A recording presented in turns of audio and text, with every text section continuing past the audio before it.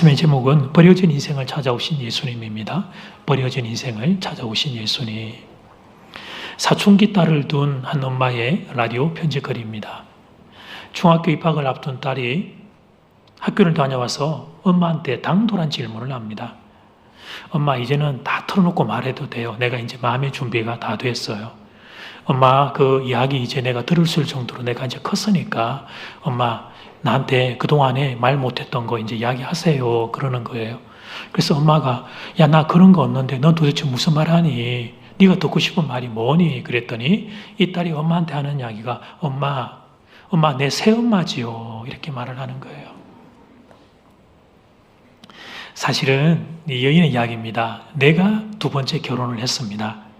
내가 낳아서 기르던 딸 데리고 지금의 남편과 만나서 재혼을 했습니다. 근데 신기한 것은 이 딸이 성장하고 자라면 자랄수록 나보다 남편을 더 많이 닮아간다는 사실입니다. 그래서 딸이 이 이야기를 새엄마 아니냐고 했던 이야기를 남편에게 했더니 남편이 크게 웃습니다. 그러면서 하는 말, 하긴 내가 보기에 당신이 종종 동화 속의 계모처럼 행동할 때가 있더라고. 사랑하는 여러분, 지금 이 여인이 자랑하고 있는 거 맞죠? 재혼을 한 남편이 그 딸을 정말 자기 딸처럼 사랑한다는 것을 자랑하는 것처럼 저는 들렸습니다. 그러면서 자연스럽게 그 가정의 행복한 모습도 이렇게 그림이 그려지더라고요. 한 남자가 참 깊은 사랑을 할 때 그 가정 안에 속해 있는 아내와 그 자녀들이 얼마나 깊은 그런 만족감과 위로를 얻게 되는가 하는 것들이 좀 보여졌고, 그런데 여러분, 남편이 그렇게 사랑하는 게 그냥 그게 공짜로 되겠어요? 이 여인도 이 아내도 남편을 그만큼 깊이 사랑하니까, 사랑이라는 게 다 오고 가는 거니까. 그래서 참 부러운 한 가정의 이야기를 들었던 적이 있습니다. 근데 여러분, 우리의 안타까움은 뭐냐 하면 이런 이야기가 우리 현실 세계에서 많지 않다는 게 안타까움이죠. 오히려 반대되는 이야기가 우리는 우리 주변에서 더 많이 경험하게 됩니다. 사랑한다 말하지만 자기 중심적인 사랑만 자꾸 우리는 꿈꿉니다. 나는 희생하지 않고 나는 헌신하지 않고 그냥 내가 도움만 받는 사랑만 우리는 꿈을 꿉니다. 그래서 우리는 사람들을 찾아갈 때도 나한테 손해가 될 사람들, 또 내게 불편한 사람들은 우리가 잘 찾아가지 않아요. 사랑하는 거 이전에 가까이 두려고 하지 않고 멀리 두고, 또 여러분, 우리는 그런 우리 안에서 이 심리적인 그런 작동이 일어나게 됩니다. 그게 우리가 이 땅을 살아가면서 다 경험하고 있는, 나도 그런 마음이요, 또 내가 만나는 사람들도 대부분 그런 마음을 가지고 있는 속에서 우리가 그렇게 살아가고 있습니다. 그런 우리를 부끄럽게 하는, 오늘 주님이 그런 우리를 부끄럽게 하는 말씀으로 우리를 찾아오십니다. 자, 첫 번째는 니고데모와 사마리아 여인입니다. 니고데모와 사마리아 여인.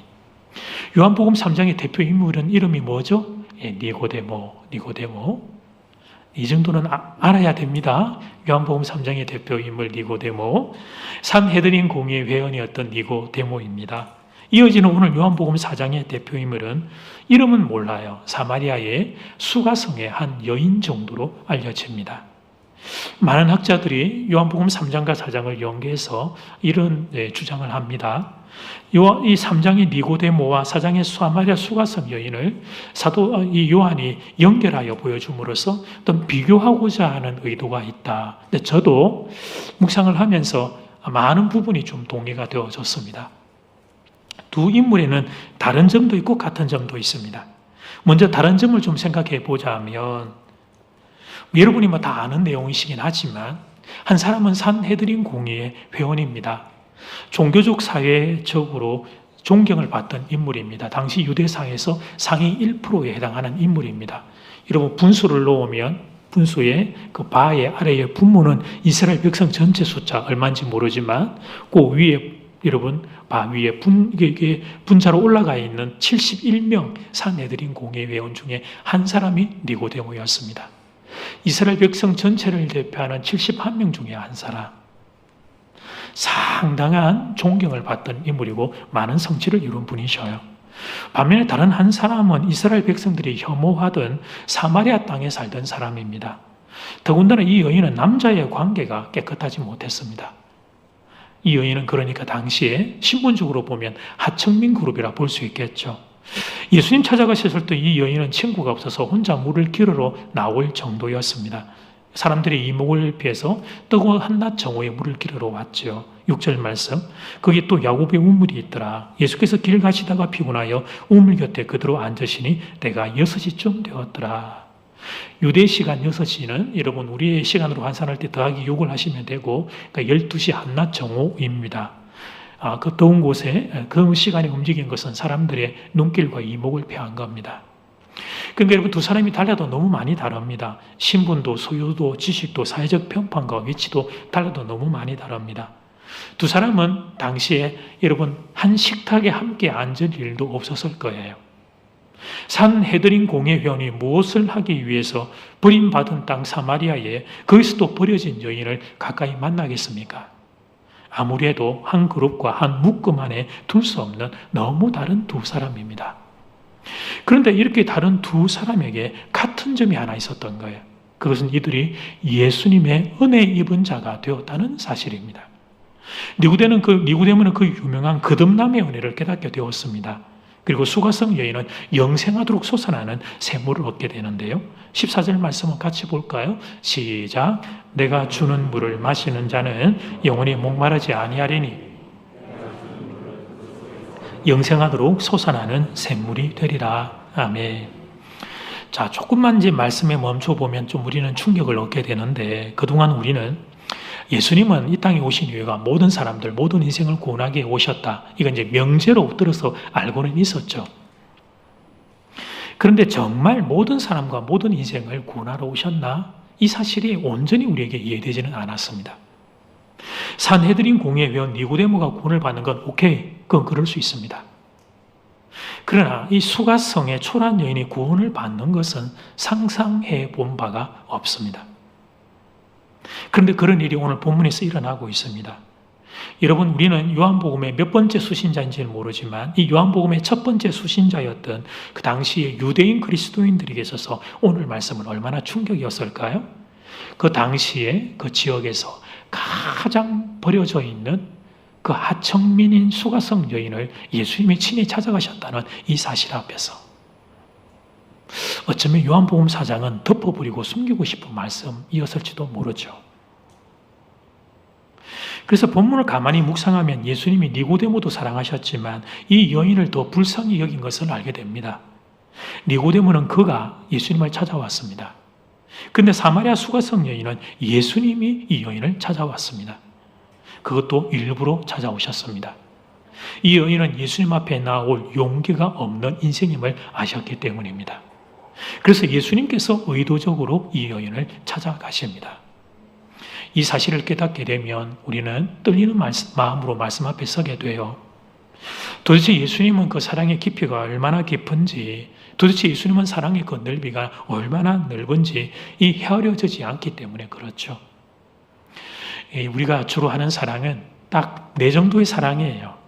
내 크기 정도로 우리는 사랑하니까 내가 주로 만난 사람도 나하고 비슷한 범죄 사람들을 우리는 만나서 교제하지, 나하고 다른 사람들을 우리는 담아낼 수 있는 깊이와 넓이가 안 되죠.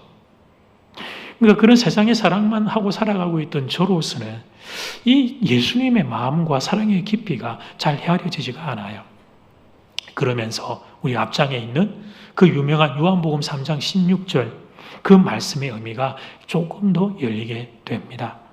같이 한번 자막을 보고 같이 잘하는 말씀 읽어볼까요? 시작. 하나님이 세상을 이처럼 사랑하사 독생자를 주셨으니 이는 그를 믿는 자마다 멸망하지 않고 영생을 얻게 하려 하심이라. 아멘. 예수님은 사마리아 수가성의 여인을 불쌍히 여기셨습니다. 그래서 예수님이 수가성의 여인을 찾아가십니다. 이 말씀은 요한복음 3장 16절 말씀을 주님이 실제적으로 실천하고 적용하고 있음을 우리에게 보여주는 거죠. 그러니까 그 여인만 찾아간 게 아니라 우리도 모든 인생도 이 요한복음 3장 16절의 말씀을 가지고 주님이 찾아오고 계심을 보여주는 것입니다. 자, 이제 두 번째, 버려진 인생을 찾아오신 예수님. 버려진 인생을 찾아오신 예수님. 사마리아 수가성 여인에 대해 조금 더 구체적으로 묵상해 볼까요? 우리가 너무 잘 아는 내용이지만 그래도 한번 들어가 봅시다. 예수님 당시에 이스라엘의 지도를 먼저 보고 공부를 합니다. 아래쪽에 예루살렘, 베들레헴 있죠. 거기를 크게 덩어리로 유대 그렇게 부릅니다. 과거에 조개가 이제 유다 지파의 그 영역이었기 때문에 그때부터 유대 그렇게 부릅니다. 저 위에 갈릴리 바다, 가브나움, 가나, 나사렛, 예수님 고향과 예수님이 주사역 무대 갈릴리 바다 그 지역을 갈릴리 그렇게 불러요. 그래서 예수님이 복음서를 보면 저 갈릴리와 아래쪽에 예루살렘을 왔다 갔다 그렇게 오고 가며 사역을 하시는데 그 중간에 보니까 요단강이 있는데 빨간색으로 뭐가 있습니까? 사마리아 이렇게 있죠. 그 밑에 수가성도 보이죠. 지도는 된 것 같습니다. 그러니까 여러분 오고 가는 길에 자연스럽게 그 통로상으로 들 만한 곳이었습니다. 그런데 유대인들은 사마리아 땅을 저렇게 지나갈 때 옆으로 이렇게 우회전해서 다니는 그런 우회로를 많이 선택을 했습니다. 이유인즉슨 저 사마리아 땅에 혼혈인들이 많이 살았기 때문입니다. 우리도 혈통을 중요하게 여기지만 유대인들은 순수 혈통을 더욱 중요시 여깁니다. 그래서 피가 외부인과 섞여 있었던 이 혼혈인들을 그들은 그때 멸시했습니다. 그들이 모여 살고 있는 곳이 사마리아 땅이었고 여기에는 역사적인 유래가 있죠. 과거 이스라엘 백성들이 70년간 포로 생활로 끌려갔을 때 남아있었던 이스라엘 백성들 중에 그들을 흩어버리기 위해서 외부 민족과 혼혈을 피를 섞어버리고 그리고 그 사람들이 나중에 귀환할 때 이스라엘 백성이 귀환할 때 그들이 다시 밀려나가서 몰려 살게 되었던 것이 사마리아 땅이어서 그 땅이 그런 이제 특성을 가지고 있는 거예요. 근데 한 가지 이상한 일이 일어나요. 예수님이 그 사마리아 땅을 굳이 가시겠다고 말씀하십니다. 3절과 4절 말씀, 유대를 떠나사 다시 갈릴리로 가실새 사마리아를 통과하여야 하겠는지라. 이 동사가 당위성이 담겨있는 동사죠. 통과하여야 하겠는지라. 도대체 유대인들이 거리끼시는 그곳에 왜 가시겠다는 겁니까? 이어지는 우리가 말씀을 보니까 거기서 한 여인을 만나겠다는 의도가 있었습니다. 근데 그것도 남편이 5이나 되는 정결치 못한 여인이었습니다. 사랑하는 여러분, 예수님은 젊은 랍비십니다. 소문이 잘못 나면 그러면 끝이죠. 가뜩이나 두 눈에 불을 켜고 당시 종교 지도자들이 예수님 실수가 있나 없나 지켜보고 있었습니다. 그런데 예수님이 사마리아 땅에, 버려진 땅에, 그것도 품행이 바르지 못한 여인을 만나러 가시겠다 말씀하십니다. 그래서 여러분 좀 한 번 더 반복이지만 이 여인이 지금 보니까 우물이 물을 기르러 나오는데 낮 12시 정오에 나왔죠. 그때는 아무도 다니지 않아요. 더위 때문에 아무도 다니지 않고 여러분 이른 아침이나 늦은 오후에 우리도 해가 지고 나고 해 뜨기 전에 우리도 활동하는데 뭐 말할 것도 없죠. 근데 이 뜨거운 시간에 여인이 물을 기르러 나왔습니다. 사람들이 이목을 피한 거예요. 스스로도 부끄러움을 느껴서 사람들이 모이는 시간과 장소들은 그렇게 피하고 다녔던 거죠. 그만큼 이 여인은 버려진 인생이었습니다. 사마리아 땅이 버려진 땅인데 그런데 그 땅에서도 또 버려진 인생이 바로 오늘 이 수가성 여인입니다. 남편이 왜 5이나 되었는지는 알 수 없습니다. 성경은 그 부분에 대해 침묵하기 때문입니다. 가정에 어떤 어려운 형편이 있었는지 여인이 살아오면서 어떤 사연이 있었는지는 알 수는 없고 어쨌든 이 여인은 버려진 땅에서 또 버려진 인생이었다는 것을 우리에게 보여주는 거예요. 수가성 여인 사진을 잠깐 한번 볼까요? 근데 여러분 이런 인생을 예수님이 만나러 오십니다. 만나야 아무런 도움이 되지 않을 것 같은 이 여인을 아니 만나면 오히려 예수님의 사역에 방해가 될 것 같은 여인을 만나기 위해 예수님이 굳이 일부러 사마리아 땅을 찾아오십니다. 이게 오늘 말씀의 메인 아이디어 교훈이죠. 버려진 인생을 찾아오신 예수님, 아무도 눈여겨보지 않는 외롭고 외로운 인생에게 영원히 목마르지 않는 생수를 주기 위해 찾아오신 예수님.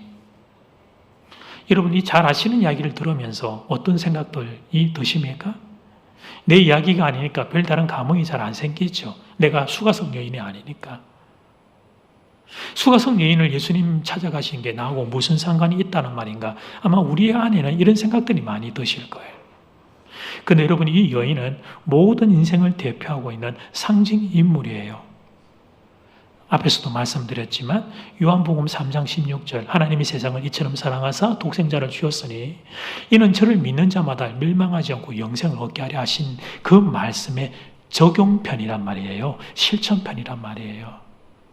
주님은 그렇게 말씀만 하는 분이 아니고 정말로 그렇게 행동하고 정말 그것 때문에 이곳에 오셨다는 것을 이어지는 요한복음 4장의 수가성의 여인을 찾아가시는 주님의 모습을 통해 요한복음 3장 16절 말씀에 실제 이루어짐을 보여주고 있는 거죠.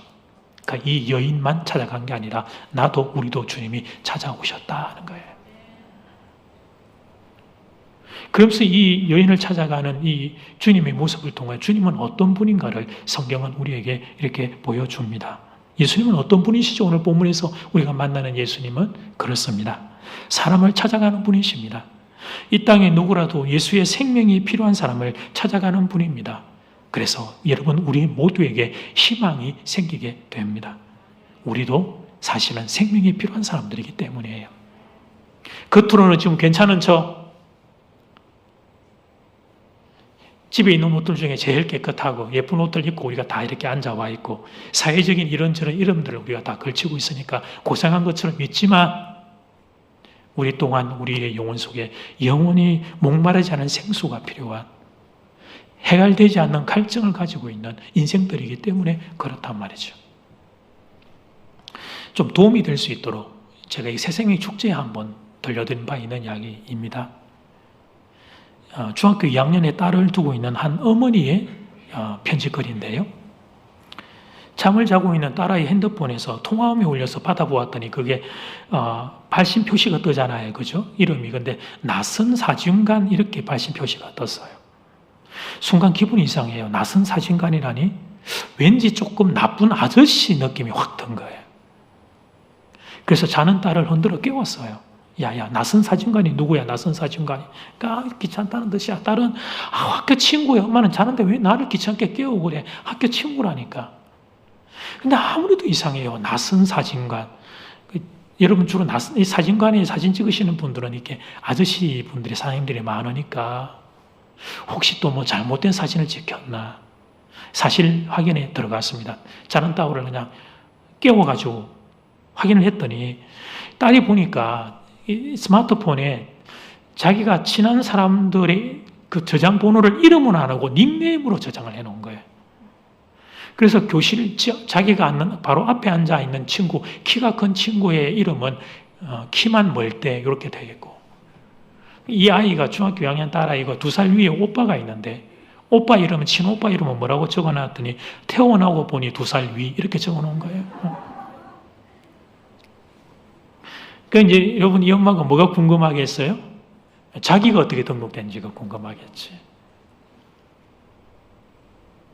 그래서 이제 엄마는 보자, 엄마가 뭐라고 저장됐는지. 근데 딸이 안 보여주려고 막, 엄마 보면 실망할 거야, 안 돼. 좀 보여줘. 엄마 화 안 낸다는 거 약속하고 내가 보여줄게. 그래서 엄마가 뭐라고 저장되었는지 봤더니 위험 물질 이렇게 딱 저장해 놓은 거예요.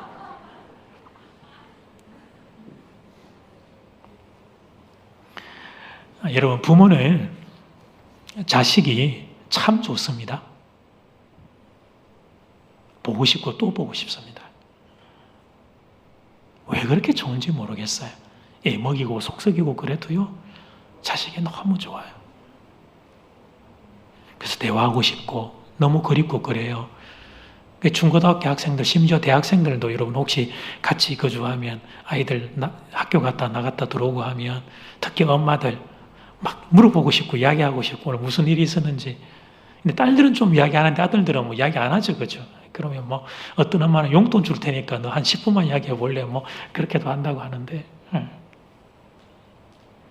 근데 여러분 어떻게 하면 좋아요? 참 그 사랑은 짝사랑인가 봐요. 아이들이 초등학교 빠르면 한 4학년, 보통 한 5학년 정도 되면 부모님들과 이 귀하신 이분들은 여러분 같이 안 다니십니다. 어디 모시고 다닐 생각하지 마셔요. 네. 귀하신 분들, 각자 이 어른들은 자기 일정들이 바쁘셔서 부모님 여러분들과 함께 시간을 같이 보내지 않으셔요. 친구들이 훨씬 좋거든요, 그때는. 그래서 아이들이 좀 크고 나면 부모 둘만 덜렁 남게 돼요. 그러면 부부 둘이라도 행복하게 잘 지내면 좋을 텐데 그것도 여의치가 않아요. 부부 둘이 있어서도 대화가 그렇게 그닥 별로 많이 있지 않죠. 쓸쓸함이 가을의 바람이 불어오듯이 인생의 중년에 밀려옵니다. 뭐 꽤 괜찮은 집도 있고 그리고 월 수입도 어느 정도 있고 하지만 근데 그런 게 소용이 없어요. 이 가슴에 밀려 들어오는 외로움과 쓸쓸함과 여러분 허무함을 이걸 어떻게 막아낼 방법이 없어요. 여러분 이런 가슴들은 어떻게 다루어내야 되죠? 채워지지 않는 이 텅 빈 가슴을 어떻게 하면 좋습니까? 좀 가득 채워지고 싶은데 좀 풍성하고 싶은데 마음이 아무래도 이게 해갈되지 않고 채워지지 않는 이 텅 빈 가슴을 해만지면 그리고 지금 딱 벌써 마음이 좀 안 좋아질 계절입니다. 한창 더울 때는 더위와 씨름했는데 가을에 찬바람이 불어오기 시작하면 우리의 마음은 여지없이 무너집니다. 어떻게 하면 되죠? 뭘 어떻게 하면 여러분 이게 해결됩니까? 사랑하는 여러분, 그래서 주님이 우리를 찾아오신 겁니다. 하나님의 아들이신데 그분이 하늘의 영광을 버리고 이 땅에 찾아오신 것입니다. 죄로 인해 죽을 수밖에 없는 우리들, 죄가 파편이 되어 우리의 심령 가운데 이렇게 저렇게 수많은 것들을 앗아가고 있기에 그래서 여러분 죄된 인생들이 죄악된 세상에 살면서 우리의 가슴이 이렇게 여러분 쓸쓸하고 허무한 가슴으로 남을 수밖에 없는 이 심령에 그래서 여러분 그 생명의 근원, 풍요의 근원 되신 주님이 우리의 심령 가운데 생수를 부어주기 위해 찾아오신 거죠. 니고데모는 학문과 종교를 쌓았습니다. 많은 선행을 통해 엄청난 사회적인 많은 것들을 확보했습니다. 그런데 그것으로 그의 텅 빈 가슴을 채울 수가 없었어요. 사회적인 안전망을 구축했다고 생각했어요. 물질이 있고 그리고 명예가 있으면 된다고 생각했는데 안 됐어요. 사회적인 지위를 확보했고 사람들에게도 존경을 받았지만 그런데 심령이 채워지지가 않는 거예요. 그래서 이 어른이 용기를 내어서 늦은 밤이기는 했지만 예수님을 찾아온 겁니다. 정직하게 자신의 영혼을 직시하고 안 되는구나 내가 좀 예수님 만나서 내가 왜 이런가 내 가슴이 내가 왜 생명에 대한 하나님에 대한 확신이 없고 내 가슴이 이렇게 허망한가 주님을 찾아서 그 답을 얻어야 되겠다 그렇게 찾아왔죠. 그리고 니고데모는 예수님을 만나고 본 어게인 거듭남의 은혜를 경험하게 됩니다. 성령은 바람처럼 내게 온다는 것을 통해 성령도 경험하고 그 유명한 요한복음 3장 16절 말씀을 가장 먼저 1대1로 선물 받는 영광을 얻게 되었던 거죠. 반면에 오늘 본문의 사마리아 수가성 여인은 남편을 수시로 바꾸었지만 그것으로 그녀의 외로운 가슴을 채울 수 없었어요. 갈증이 영혼의 갈증이 해갈되지가 않아요. 저는 개인적으로 이 여인이 성적인 이유 때문만이 아니었다고 봐요. 정서적인 외로움, 심정적인 외로움, 지지받고 인정받고 사랑받고 싶은 마음에 그렇게 계속 남편을 바꾸고 보았지만 그것으로 해갈이 되지를 않았던 거죠. 주님이 이 여인을 불쌍히 여기셨습니다. 그래서 이 여인을 찾아가십니다. 그리고 이 여인이 그토록 갈망하던 생수를 공급해 주십니다.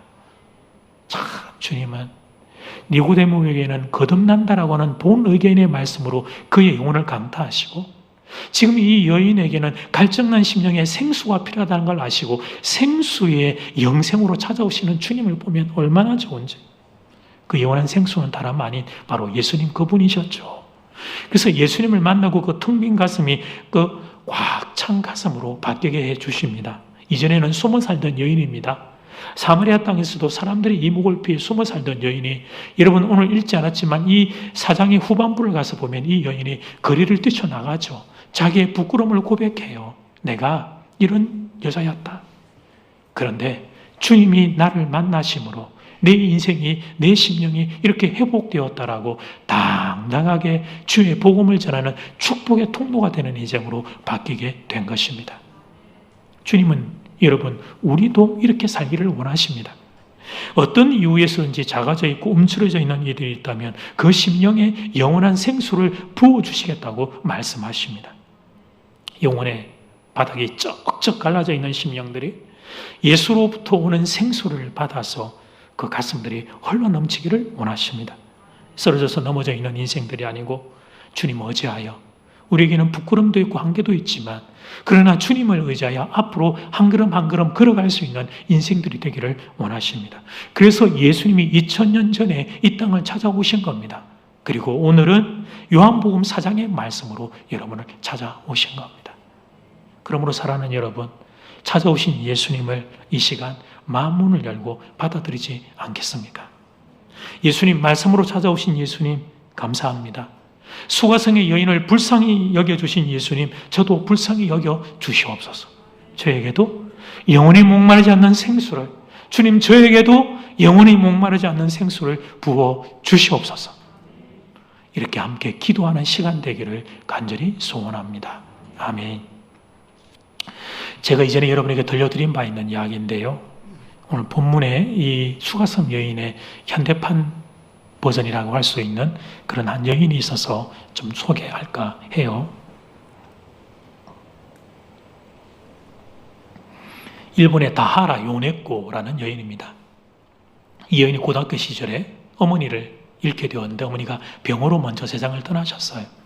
그런데 그 어머니와의 연대감이 아주 굳건했던 사이였기 때문에 어머니가 떠나시고 난 뒤에 이 여고생이었던 다하라 요네코 여고생이 우울증과 시류에 빠지게 돼요. 그리고 그 우울증이 너무 심해가지고 그만 극단적인 선택을 해요. 자기가 목숨을 끊기로 결정을 하고 달려오는 기차에 그 몸을 던져버려요. 여고생이. 다행히 목숨은 건졌는데 신체의 많은 부분들이 손실되었습니다.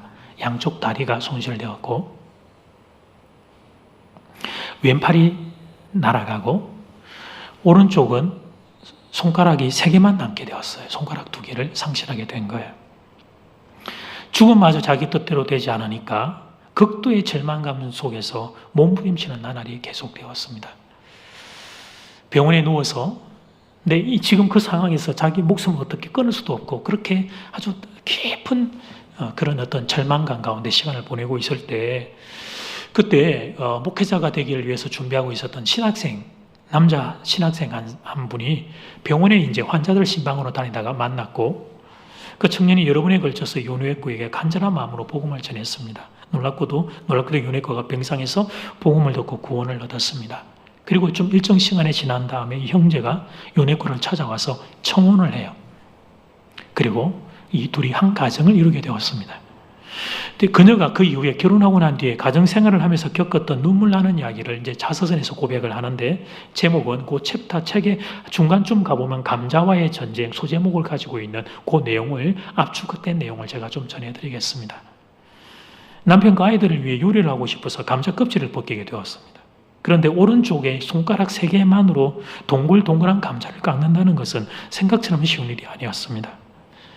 왜냐하면 이게 붙잡을 수 있는 왼손이 없으니까 그녀의 기분을 조롱하듯이 도마에서 떼구르로 깎으려고 그러면 껍질 벗기려면 떼구르로 굴러가는 감자, 그리고 그 감자를 식칼을 들고 필사적으로 쫓고 있는 자신의 모습을 보면서 어느 순간에 초조함과 절망감이 밀려들기 시작을 하는데 나중에는 들고 있는 그 식칼로 내가 나쁜 행동을 할지 모를 정도의 공황 상태 속으로 들어가게 된 거예요. 이거 잘못하다가는 자기를 해할 수도 있겠다 하는 상황이었어요. 그때 그녀가 처절한 목소리로 하나님을 바라보고 부르짖습니다. 하나님,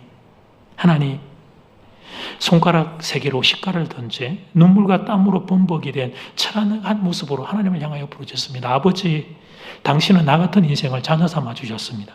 나 같은 것을 이 버림받은 인생을 결혼까지 할 수 있게 도와주셨습니다. 이제 조금 있으면 내 남편이 돌아오고 그리고 내 사랑하는 아이들에게 음식을 좀 해 먹이고 싶은데 그런데 하나님, 나는 이 버림받은 인생인 나는 감자 하나 깎을 수가 없습니다. 나의 약함을 아시는 하나님, 나를 불쌍히 여기고 나를 좀 도와주세요. 그렇게 기도를 한 거예요. 기도가 끝났을 때 잔잔한 물가에 여러분 물이 차오르더 평안함이 그녀의 가슴 가운데 밀려오기 시작했습니다. 그리고 희한한 아이디어 하나가 떠올랐습니다. 막 그 순간 성령께서 주신 아이디어였던 것 같아요. 그것은 감자를 전체를 그렇게 껍질을 벗기려고 하지 말고 감자를 먼저 반으로 딱 잘라라. 그렇게 잘랐더니 아내를 다를까 이 녀석이 죽은 것처럼 딱 엎드러지잖아요. 이렇게 딱 잘리니까. 이제 엎혀져 있는 그걸 이제 감자 껍질을 그런 이제 살살 달려서 이제 벗겨낸 거예요. 그러면서 글의 결론에서 그녀가 했던 말은 이거예요. 버려진 내 인생에서 내가 이런 만족감과 행복 맛볼 거란 것은 기대한 적이 없습니다. 상상도 못했습니다. 근데 예수님이 저에게 이런 행복을 선물해 주셨습니다. 그래서 그녀가 쓴 자서전의 제목에 이런 화면 보시면 산다는 것이 황홀하다. 산다는 게 황홀하다. 아주 오래된 책이지만 가을에 여러분 혹시 구하실 수 있으면 중고라도 한번 좀 보시면 괜찮겠다 싶어요. 근데 여러분 이게 황홀하다 해서 이 황홀감이 24시간 일종의 엑스터시 상태에 있다 그런 건 아니죠. 그녀 또한 삶의 질고와 애환이 있죠. 순간순간 그녀를 괴롭히는 문제가 있죠. 그런데 예수님을 의지해서 주님이 주시는 그 은혜를 가슴에 안고 그 순간을 뛰어넘을 수 있는 힘과 위로를 이 여인이 지금 주님을 통해 공급받고 있다. 그런 의미예요. 사랑하는 여러분, 주님은 말이에요. 여러분 모두가 다 이렇게 살기를 원하셔요. 사탄의 노예에 사로잡혀서 사탄이 여러분에게 주고자 하는 어둠, 절망, 또 초조함, 불안함, 그게 시달리며 사는 인생이 아니라 하나님의 아들, 딸들이 누릴 수 있는 그런 여유와 또 부요함과 여러분 평안을 누리며 살기를 원하십니다. 쩍쩍 갈라져 있는 심령에 오늘 이 수가성 여인에게 주셨던 생수를 여러분에게도 부어주시기를 원하십니다. 그래서 주님이 오늘 말씀으로 여러분을 찾아오신 겁니다. 우리의 갈라져 있는 심령에 영원히 마르지 않는 생수를 부어주시기 위해서 주님이 요한복음 4장의 말씀으로 여러분을 찾아오셨습니다. 그러므로 사랑하는 여러분, 오늘 말씀으로 찾아오신 예수님을 꽉 붙잡아야 되겠습니다. 주님의 말씀이 내 귓전에서 그냥 지나가도록 놔둘 수 없습니다. 말씀으로 나를 찾아오셔서 성령께서 지금 우리의 가슴을 두드리고 계시는 이 순간 그 주님을 붙잡아야 하겠습니다. 수가성 여인이 마음문을 열고 예수님을 받아들인 것처럼 우리도 모셔드려야 하겠습니다. 그렇게 함으로 영원히 목마르지 않는 생수가 여러분의 심령에 부어지길 주의 이름으로 축복합니다. 왜 주님이 내가 준 물은 영원히 목마르지 않는 생수라고 했는지 그 주님으로부터 주어지는 생수의 비밀과 놀라운 은혜를 경험하여 알고 누리는 여러분 모두가 되기를 주의 이름으로 축복합니다. 아멘.